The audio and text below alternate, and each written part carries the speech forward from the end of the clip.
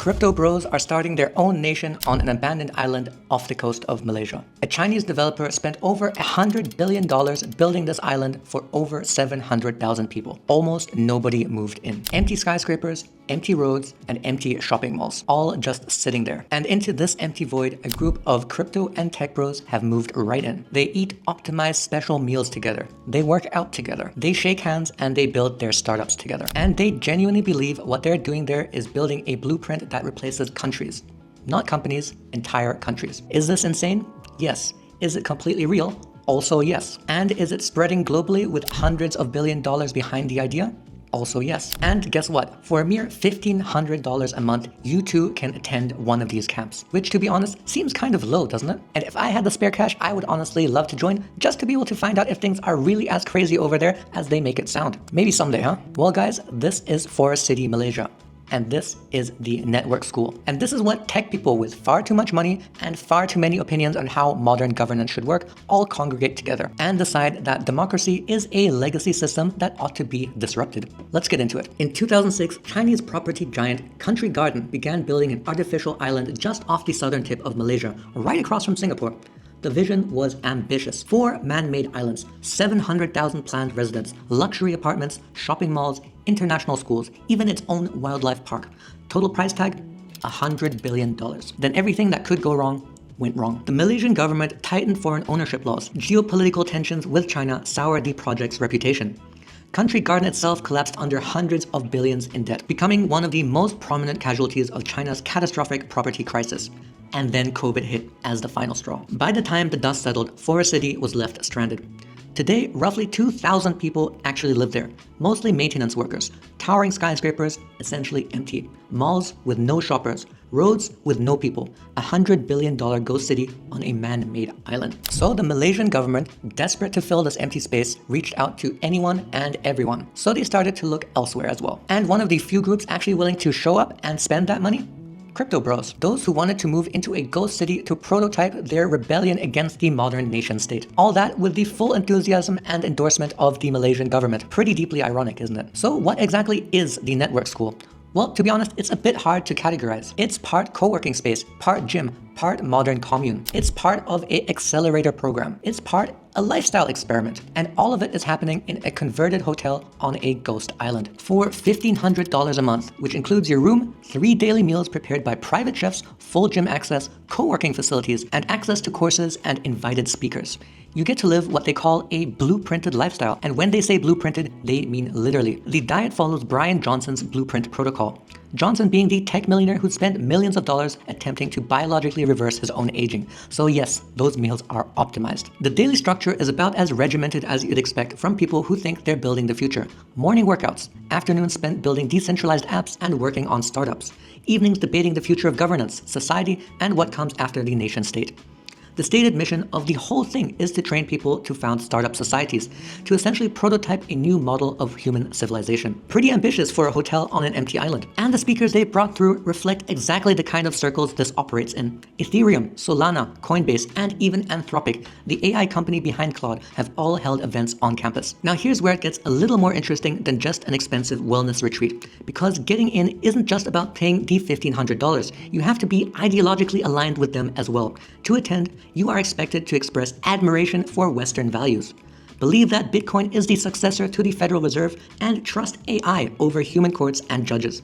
Those are all written requirements. And all of this, the optimized meals, the ideology, the startup nation ambitions, all of it is the brainchild of one man, this Balaji fellow. And Balaji, to put it mildly, is quite a character. Balaji Srinivasan, I hope I got that correct, is not some random crypto guy sitting on Twitter with too much free time.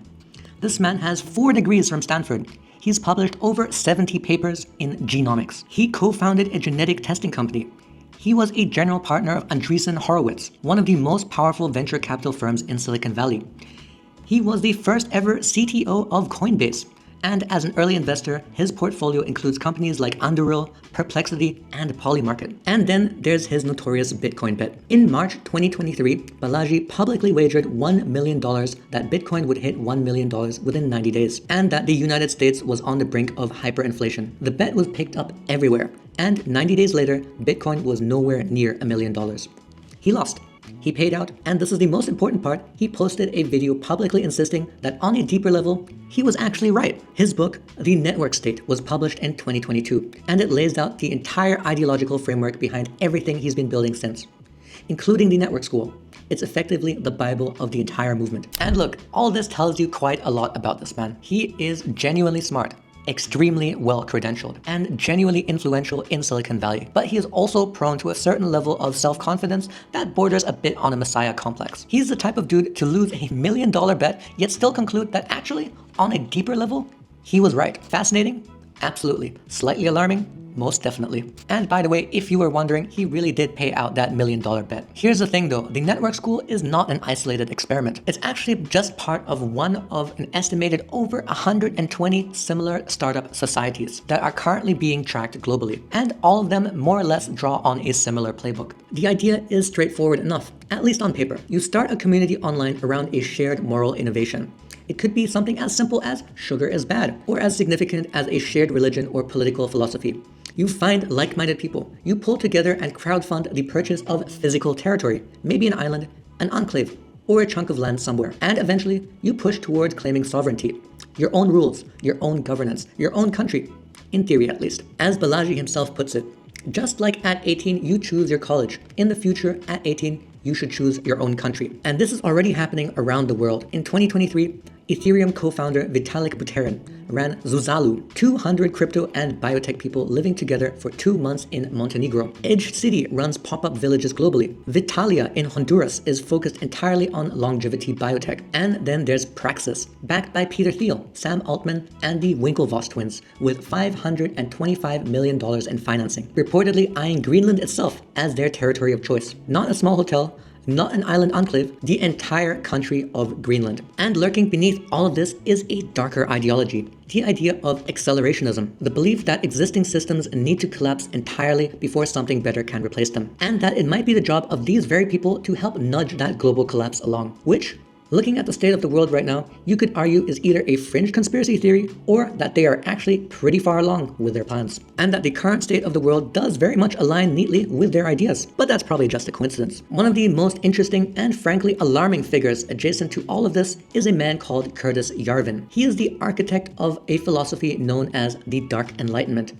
an explicitly anti-democratic neo-reactionary movement that has found a surprisingly large number of admirers in certain corners of Silicon Valley. Now, Curtis Yarvin and the Dark Enlightenment itself is absolutely its own rabbit hole, and honestly, that is deserving of its very own video. If you'd like to see that video, leave a comment down below. There's also Slavoj Zizek, one of the most prominent modern-day philosophers still alive today. He's called the entire movement a digitally driven dream to escape the constraints of reality. And honestly, I think that's a pretty apt description. So what really is all of this? Is it a grift? Is it a cult? Are they possibly genuine? Honestly, I think it's a little bit of each. And its most generous reading, it's a genuine attempt by idealistic technologists to prototype new social models in the real world, because they've genuinely lost faith in existing institutions.